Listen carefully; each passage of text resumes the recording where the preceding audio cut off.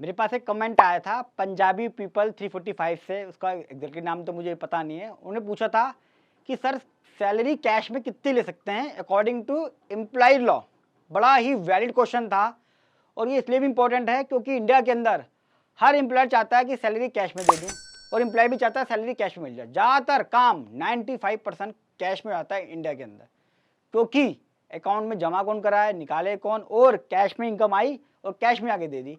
तो आज की वीडियो इंपॉर्टेंट है, कैश सैलरी कितनी होनी चाहिए एक साल में और उसको आईटीएम में दिखाना है। और ये वीडियो एम्प्लॉय से ज़्यादा एम्प्लॉयर के लिए बहुत ज़रूरी है जो कैश तुरंत दे देते हैं। देखिए कितना बड़ा डिसएडवांटेज है सैलरी कैश में देने का।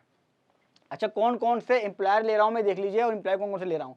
आप तभी माने जाओगे सैलरी वाले जब आपके पास एम्प्लॉयर और एम्प्लॉय का रिलेशन हो, तभी आप सैलरी वर्ड यूज़ कर सकते हो।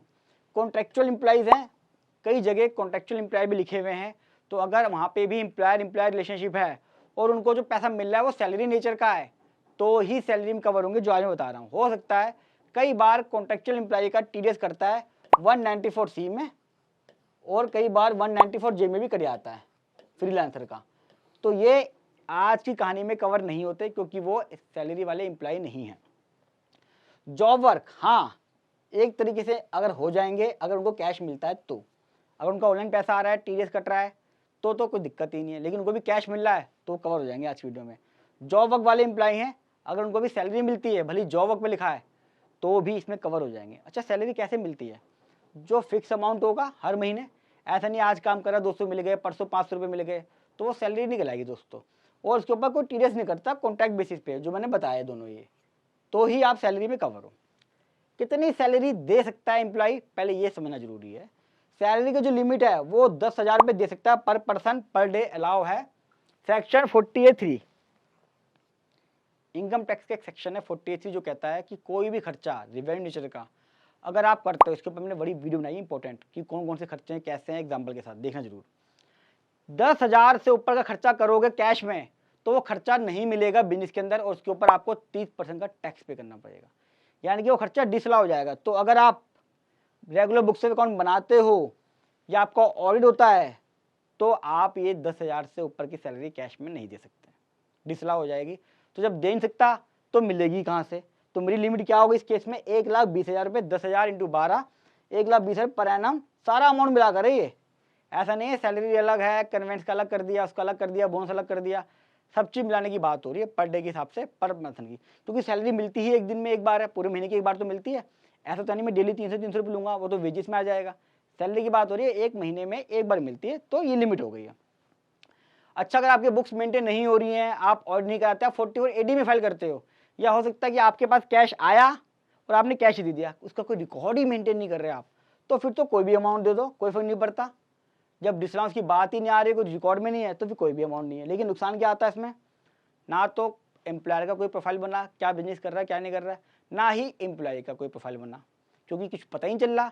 कल को लोन लेना होता है, कुछ लेना होता है, बहुत सारी दिक्कतों के अंदर मैं कहता हूँ मैं करोड़ों का बिजनेस करता हूँ, लेकिन जब बैलेंस शीट जाती है ना 4 लाख रुपए की, ITR 2.5 लाख रुपए की, वो कहता करोड़ों का आदमी कहाँ है? कहता अरे यार सारा काम कैश में है, कैश ही आता है, कैश चला जाता है, क्या करूँ मैं, जीएसटी कौन भरेगा 18%।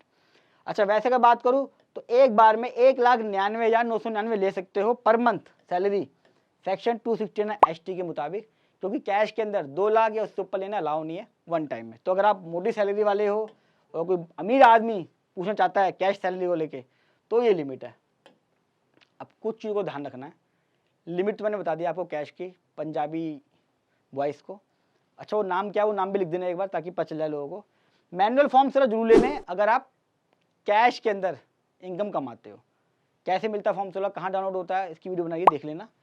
और या फिर सैलरी सर्टिफिकेट ले लें, हो सकता है आपका आदमी जो है वो फॉर्म 16 ना दे पाता हो, इतना ऑर्गेनाइज वे में ना हो, तो कम से कम उसके लेटर हेड पे तो लिखवा ले कि पूरे साल में इतनी सैलरी मैंने इसको कैश में दी है, इसके हिसाब से अपनी रबड़ स्टैंप और साइन करके आपको दे देगा लेटर हेड पे।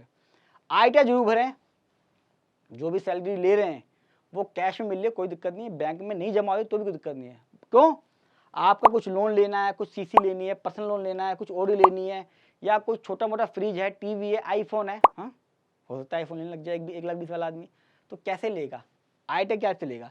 EWS की जो कैटेगरी वाले हैं वो थोड़ा ITR भरते वक्त ध्यान रखें कि जब कभी आप ITR भरते हो तो कहीं आपका EWS कैटेगरी ना छिन जाए। इसकी वीडियो भी अलग से बनाई हुई है नील आईटे वाली, वो जरूर देख लीजिएगा।